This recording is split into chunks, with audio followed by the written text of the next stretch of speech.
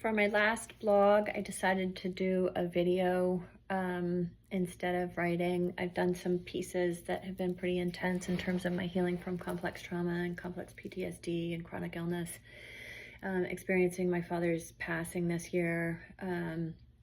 So if you haven't read those, check those out. For me, I feel like as a conclusion, it's been a decade since my body shut down. I talked about this in my graduation project too, which I posted. And I've done a hell ton of healing, and still I have been speaking with a woman about where shame ends up in all of us, and especially in the kind of severe developmental trauma.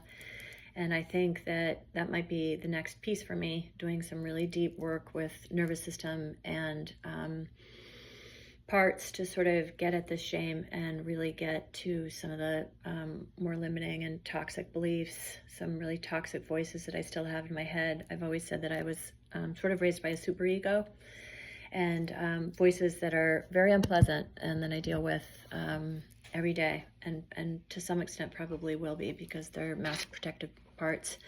So yeah, when is the work done? I don't know. But for me, touching into the shame is just sort of the next level of what I call the feel to heal. And then if you don't feel it, literally you don't heal.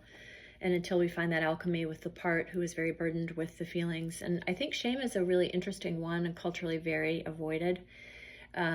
I'm not going to say that it's easy. I have done work with shame, and it is vibrationally, it's right down there, a couple of vibrations above death.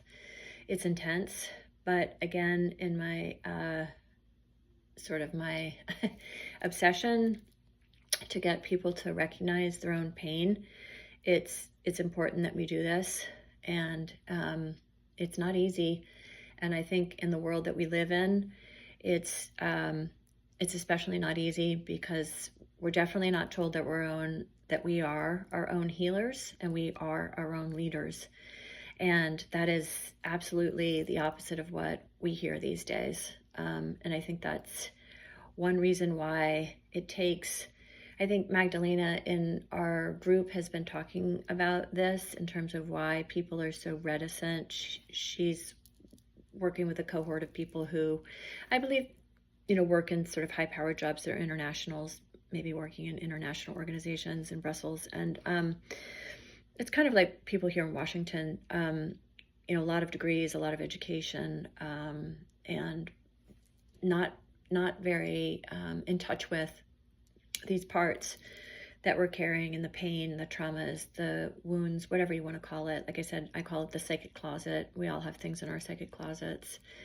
It's just a sort of a matter of like how much and how burdened and overloaded they are. But this pain is, it's easy to turn away from. And in those circles, that where Magdalena rolls, it's easy to see that people are uncomfortable with this kind of work. And I think Joe Dispenza talks about this a lot too. Why do we have to wait until a crisis, a cancer diagnosis, a divorce, a death, for us to begin to wake up? And I think there's so many reasons. It's not simple, but one piece is that culturally we do not look to ourselves for our own healing.